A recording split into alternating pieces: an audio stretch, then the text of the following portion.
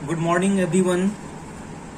Now, today in probability, I am in exercise 15.1. आज हम start करते हैं एक्सरसाइज को 15.1 कि कुछ अच्छे क्वेश्चंस को बनाऊंगा। सबसे पहले फर्स्ट क्वेश्चन जो कि ब्लैंक्स है। हमने बोला था कि जब भी आप वीडियो देखते हैं तो आपका एनसीईआरटी बुक आपके सामने होना चाहिए। तो मैं क्वेश्चन नहीं लिखा हूँ, डायरेक्ट आंसर दिया हूँ। क्वेश्चन में पढ़ते जाता हूँ। आपके पास एनसीईआरटी बुक है तो आप पेज नंबर 308 निकाल लीजिएगा। तो 1 का फर्स्ट क्वेश्चन है कि probability of an event E plus probability of the event not E equal to what. तो आपको याद होगा मैंने आपको एक फॉर्मूला दिया था कि PE plus P not E that means PE plus PE dash equal to 1। तो फर्स्ट का आंसर 1 लिख लीजिए। आइए सेकेंड क्वेश्चन पे। The probability of an event that can not happen is. तो ऑब्वियसली किसी भी इवेंट का प्रोबेबिलिटी जो होता ही नहीं है वो 0 होता है, और ऐसे इवेंट को such an event is called as, ऐसे इवेंट को हम इम्पॉसिबल इवेंट कहते हैं। Third point, the probability of an event that is certain to happen is 1। आपको पता है कि जो बिल्कुल 100% हैपनिंग होता है उसको हम 1 कहते हैं, और ऐसे इवेंट को हम श्योर इवेंट कहते हैं या सर्टेन इवेंट कहते हैं। फोर्थ क्वेश्चन पे आ जाइए। The sum of the probabilities of all the elementary events of an experiment is always 1। वह 1 होता है। फिफ्थ में, the probability of an event is greater than और equal to 0 and less than और equal to 1। हमने आपको बताया भी था शुरू में कि किसी भी इवेंट का प्रोबेबिलिटी 0 से ग्रेटर और इक्वल होता है, लेकिन 1 से लेस और इक्वल होता है। अब हम 1 के बाद क्वेश्चन 4 दिखा रहे हैं आपको। एमसीक्यूज हैं। हमने डायरेक्टली आंसर लिखा हूं। क्वेश्चन भी पढ़ता हूं और मैं डायरेक्टली यहां पे आंसर लिखा हूं। आप क्वेश्चन एनसीईआरटी बुक से लेंगे। हमने इससे पहले आपको कल भेजा था असाइनमेंट नंबर 7 स्टैटिस्टिक्स का। उसमें साइड में हमने एक फॉर्मूला लिखा हूं जिसका नाम है एम्पिरिकल फॉर्मूला स्टैट का है, जो मैं लिखा हूं mode equal to 3 into median minus 2 into mean. उसको आप जरूर लिख लीजिएगा अपने CW कॉपी में। चलिए अब आइए क्वेश्चन 4 पे। Which of the following cannot be the probability of an event? इसमें से जो 4 नंबर है ABCD में, इसमें से कौन किसी इवेंट का प्रोबेबिलिटी नहीं हो सकता है? तो ऑब्वियसली आपका ध्यान चला जाएगा फटाफट B पे, -1.5 पे, क्योंकि आपको पता है कि किसी भी इवेंट का प्रोबेबिलिटी निगेटिव नहीं हो सकती है। तो 4 का B आंसर राइट है, -1.5। अब आइए क्वेश्चन 5 पे। क्वेश्चन में दिया है कि if probability of any event is 0.05, what is the probability of not E? So obviously we know that PE plus P not E equal to 1. P is given 0.05 plus P not E equal to 1. So P not E equal to 1 minus 0.05. So its answer is 0.95. अब 1 में से कैसे minus किया हूं मैं? 0.05 का देख लीजिए आप। 10 minus 5, यहाँ पे 9 हो गया। 9 minus 0 9, यहाँ पे 0 आ गया, तो 0.95 लिखा हूं आंसर में। नेक्स्ट क्वेश्चन है क्वेश्चन नंबर 7 कि it is given that in a group of 3 students the probability of 2 students not having the same birthday is 0.992। What is the probability that the 2 students have the same birthday? ध्यान दीजिएगा, यहाँ पे वही चीज है कि PE plus P not E, यानी PE plus PE dash वाला केस है। तो probability of 2 students not having the same birthday, it is given 0.992। We have to find probability that the 2 students have the same birthday। तो 1 में से हम minus कर लेंगे 0.992 को। तो ये दोनों एक दूसरे का रेसिप्रोकल है।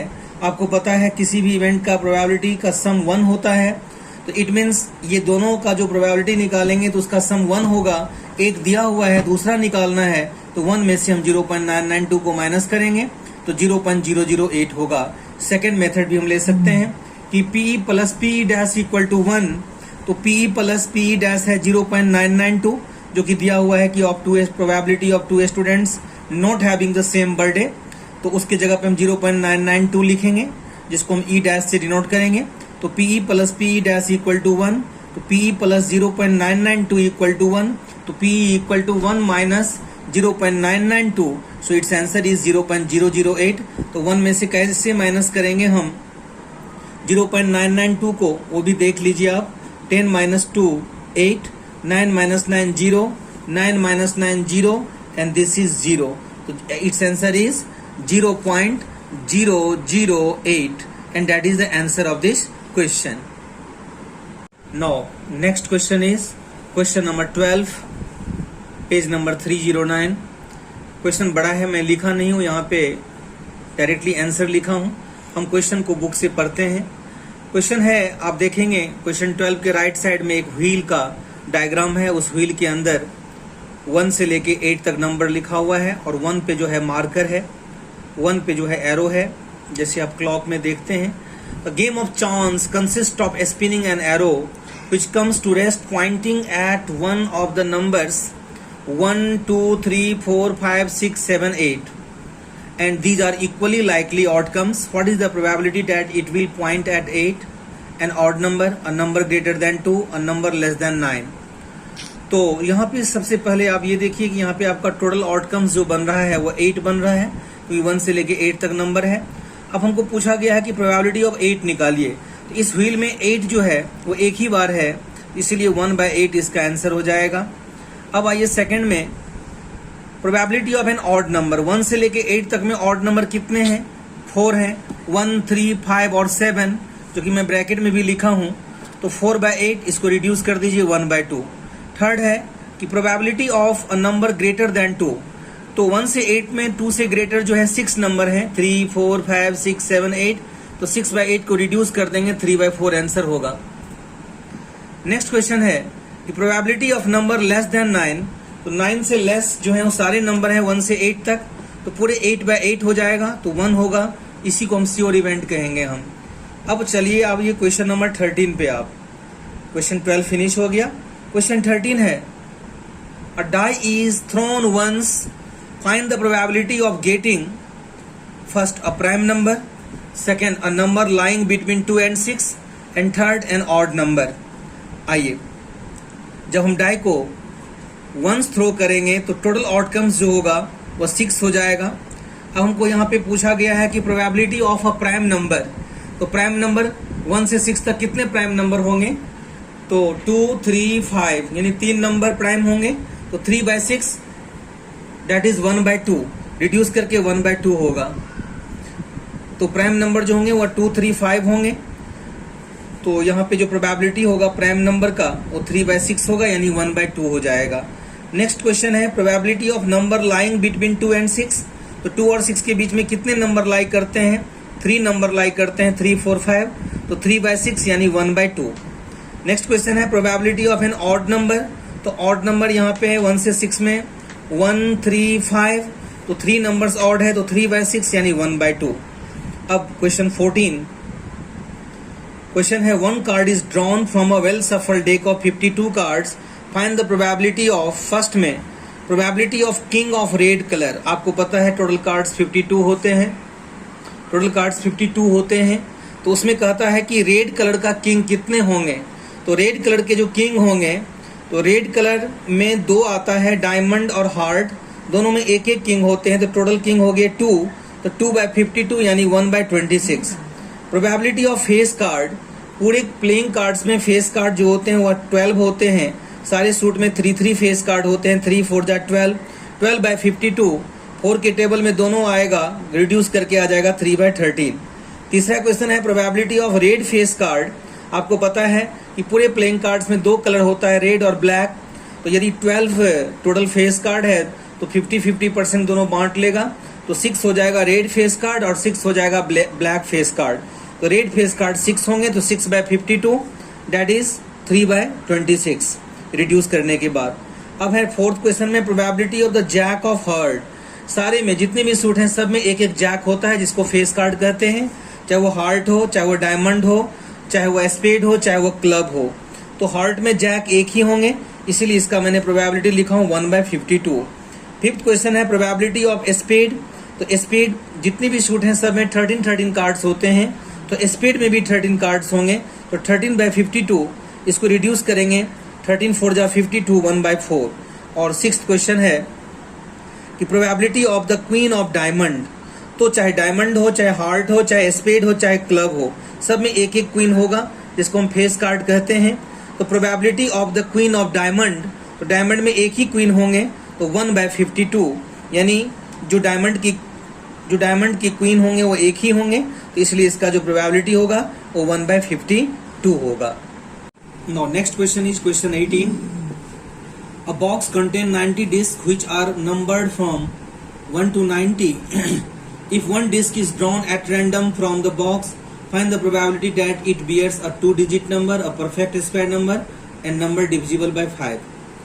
तो टोटल आउटकम्स यहाँ पे 90 है, 1 से लेके 90 तक टोटल 90 नंबर्स होंगे। अब यहाँ पे टोटल आउटकम्स 90 हो गया, तो हमको यहाँ पूछा गया है probability of a 2-digit number.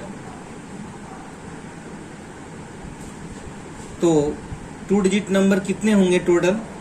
2-digit का नंबर यहाँ पे 10 से स्टार्ट होगा और 90 तक होगा, जो कि नंबर 90 तक लास्ट करना है। तो अब 10 से लेके 90 तक यदि आपसे कोई पूछे कि 10 से लेके 90 तक आप नंबर निकालिए कितने होंगे, तो मैं इसका मेथड बताता हूँ। पहले भी बताया था 9th में कि 90 में से 10 को माइनस करके 1 एक्स्ट्रा ऐड कर देंगे, तो 80 + 1 81 हो जाएंगे टोटल 2-digit के नंबर।